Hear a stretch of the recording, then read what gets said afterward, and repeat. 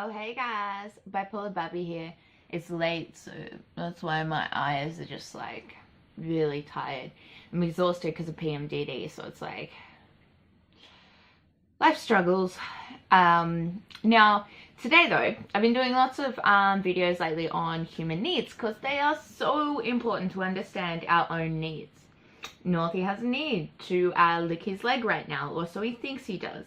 That is not a need, like a vital need. That's a want. That's a want right there. What I'm talking about is human needs, like our basic needs, just as necessary as like the air we breathe and, you know, the food we need to put into our bodies to nourish our bodies. And this is sort of where mental health comes into it, because we have needs for our physical health and we have needs for our mental health. There's actually more psychological needs that humans need compared to physical needs, and this is nothing new. These are needs that have been around for like since the beginning of humanity. It's just, I think our society has changed so much that these needs aren't kind of just being met by the way that we live our lives, so we need to make sure that we go out of our way to try and meet them. Everyone is already trying to meet them, even if they don't know it or not. A lot of people make the mistake of trying to get like an external, say you need love. They try and take external love and put it internally, where you can't do that. You can't fulfill an internal need with something external. And we don't know how to communicate our needs.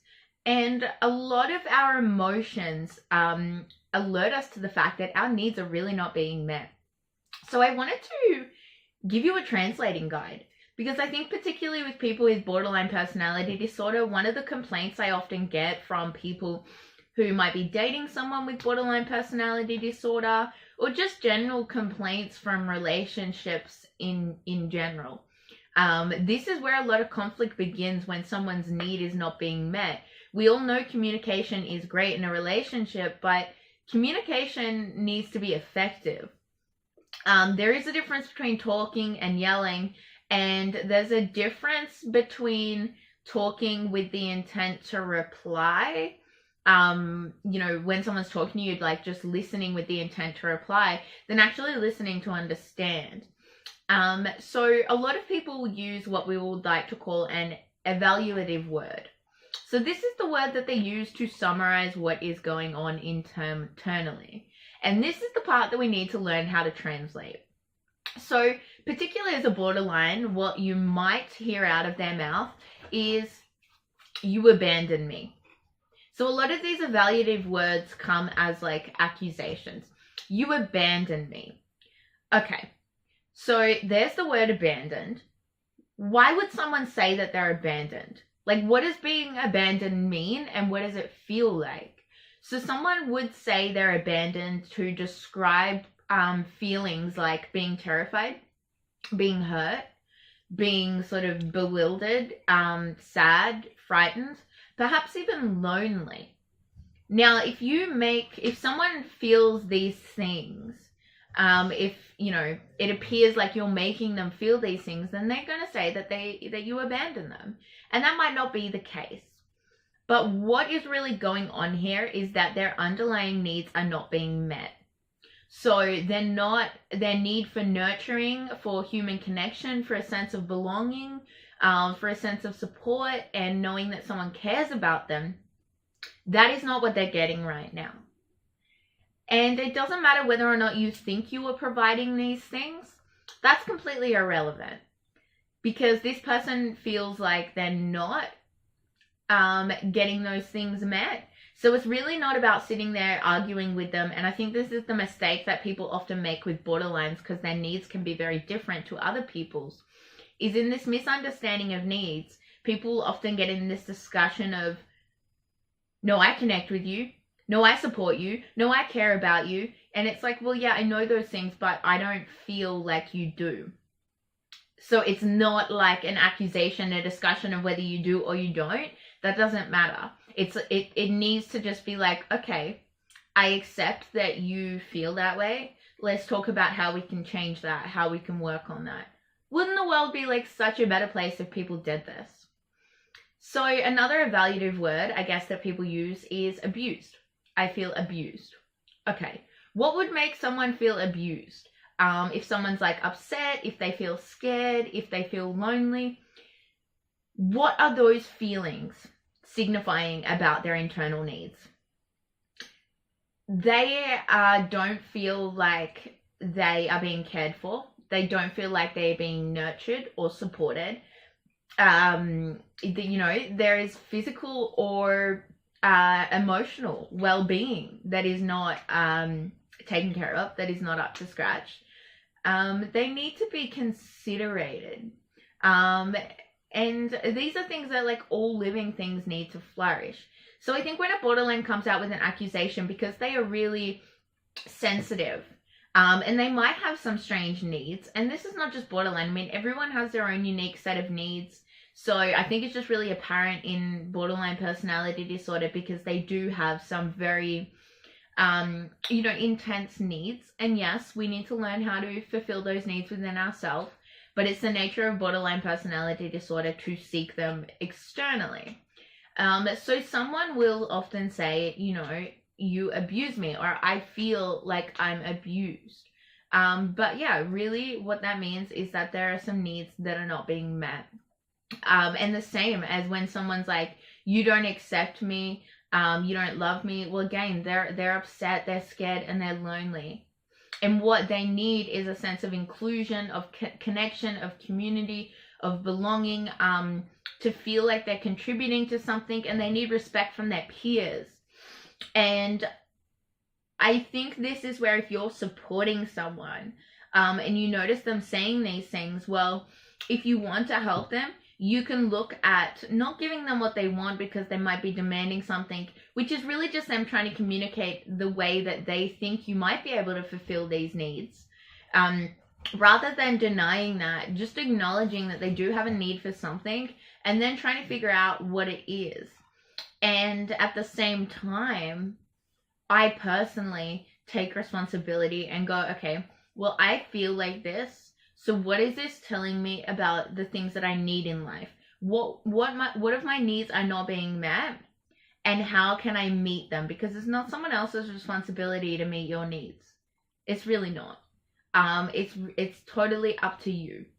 So just going through and doing some more of these like evaluative word translations. If someone says that they're attacked, or they feel like they're being attacked, it means that they're scared and angry. So it's like you're attacking me, whether it be like with your words or like physically. And I think this is where psychological sort of abuse comes into it because, people have these internal psychological needs and them not being met will make them feel extremely bad. But people don't recognize that in the same way they would like physical needs or neglect. And borderline is a lack of emotional validation, which is a form of child abuse and neglect that unfortunately not many people recognize. So if you feel like you're being attacked by someone, you need a feeling of safe. You need to be safe, whether that be physically or emotionally. Emotional safety and security is a huge issue that I'm sure most therapists know really, really well. If you feel like someone's belittling you or like bullying you in some way, that would make you feel angry and frustrated and tense and very distressed. So if someone's saying you're belittling me, then really what they are needing is respect, independency, is that a word? They need to feel like they need to be seen, to be visible, to be acknowledged, and to be appreciated. And this is one thing that I really see with people in my life is whenever I have conversations with them now after learning so much about needs, I can almost like pinpoint, I can start to recognize the underlying needs. And I think there's no reason you can't give someone what they need, My mom, goes around the house on a rampage, screaming and carrying on. And it's like she needs validation. She needs to feel good about herself. And she needs to feel like she is important. So rather than getting angry at sort of her behavior, which I now realize is attributed to these underlying needs not being met, which is where her anger and stuff like that comes from. Now I can kind of, fulfill those needs for her very subtly. And I have actually noticed a really big change. It's not my responsibility to fulfill those needs, but not many people are sort of this aware enough. So I am taking it upon myself to help people, fulfill their own needs, because I know what it's like to live a life with your needs not fulfilled. Or worse still, to refuse to be fulfilled. Because I guess as a parent-child relationship, a parent should fulfill your need. And I know this is an accusation thrown around against a lot of borderlines, and I'll take the blame for this one.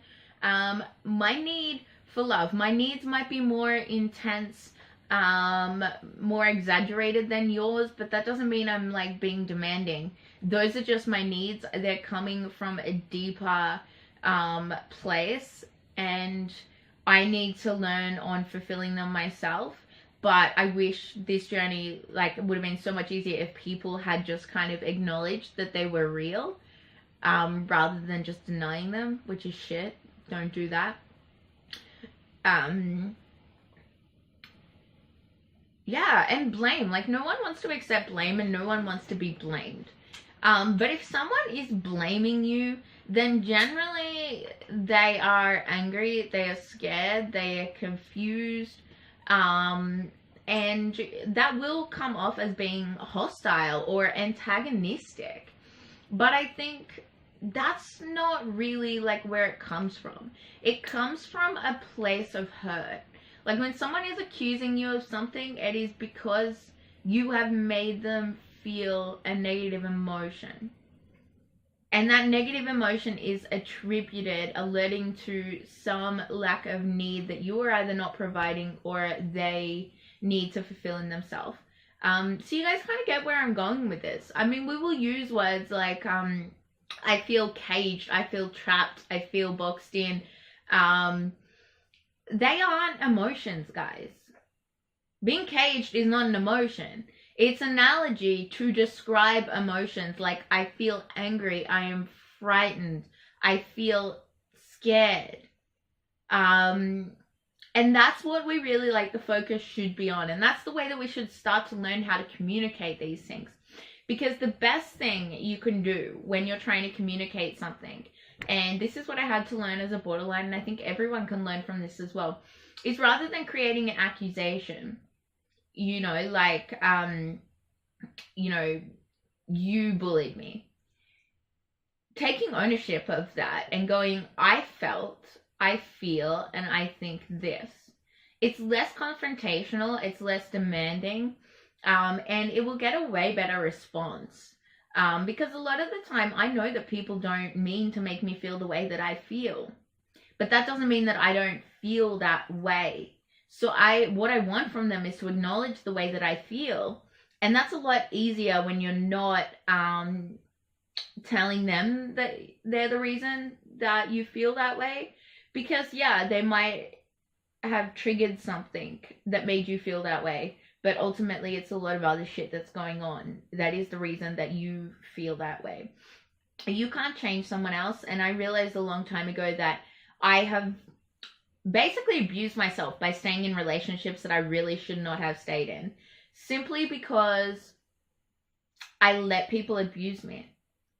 I let people make me feel this way because I had this underlying need that I was begging them to fulfill, when I should have really just cut my losses and accepted that they weren't going to fulfill it. And it didn't matter whether they couldn't, wouldn't, didn't want to. It was it wasn't happening. And trying to beg them to fulfill a need was just a complete waste of time. When people say they are criticized, again, it means they're in pain, they're anxious, they're frustrated, they're humiliated, they're embarrassed. And this means that their need for understanding and acknowledgement and recognition, and most importantly, respect, is definitely lacking. If someone feels cheated, then they're definitely hurt and angry. And they have a need for more honesty, for more fairness, for a sense of justice, for trust and reliability. And I think really understanding this, especially what underlying need it is, when people say, oh, they were so insecure, they're checking my phone constantly. um, yeah, they have a need for security. And clearly you're not helping the situation, you're not fulfilling it. Maybe you can't. Maybe no one can. But to be mindful of the fact that that is a strong need, be mindful of what your needs are, because they're going to control you. Your actions and behaviors are definitely going to be influenced by what you need. If someone's saying like, you're ignoring me, well, really what they are feeling is like lonely, scared, hurt, sad, potentially even embarrassed. And then what they need is a sense of like connection, of belonging, to be included in something, to have a sense of community, to participate, to communicate, and to be heard. And I think rather than focusing on the accusation or even like the emotions, like understand why they came up with this conclusion. Understand that they must be feeling some of these really intense feelings to create an accusation in the first place. But being aware within yourself and being aware around others what it is that they actually need, what it is they are trying to communicate to you, because it's not like accusing. They're not accusing you. Like, that is not the full stop. Someone will generally accuse you with like an end game in mind, and it's not always like manipulative. And it's not manipulative to be manipulative, which is like to be abusive, which is what a lot of people say about borderlines. No, if they are trying to manipulate you, it is because they are trying to manipulate you into fulfilling a need that is lacking within them, that they think that you can fulfill. If you feel invisible, right? If someone's making you feel invisible, well, you're going to feel sad and lonely and scared. But this is like, again, turning it around to yourself, going, I have a need to be seen, to be heard, to be included, to have a sense of belonging and connection and community. And I think it's important to remember in that case that some people's needs will be greater, that will change like throughout their life. Some people need to be heard more. Some people need to be included more than others. Some people are okay on being like on their own. So you don't really have a right to judge how much someone needs a particular thing. I really need to come up with a better word for need, don't I? And I mean, if you feel like you've been let down, you're going to be disappointed, frightened, and sad. And what you need then is consistency. You need trust. You need support. You need dependability. If you feel like you've been manipulated, then what you really need is independence, to be empowered, to have trust, and to have a sense of equality in others. If someone's like hassling you, then you need a sense of kind of like calm, serenity. You need to do things on your own, in your own way. You kind of need to retreat a little bit and get that little bit of an independence back. If you feel like you are being distrusted, then yeah, you need trust and you need honesty. And you know what? Someone might not be able to fulfill that for you. So that's fine. Kick him out the door and tell him to like fuck off. And trust yourself. Because I mean, you really are the only person that you can count on at the end of the day. So yeah, guys. What did you think of this? Would you like me to do another video on like translating evaluation words? Like, just think about it the next time you find yourself using one of those words like abandoned, abused, bullied, coerced, criticized, discounted, diminished, harassed, ignored, insulted, invisible, left out, let down, manipulated, interrupted, intimidated, invalidated. Like, there is like a billion there. Next time you find yourself using one of those words, think about what it is that you are actually feeling.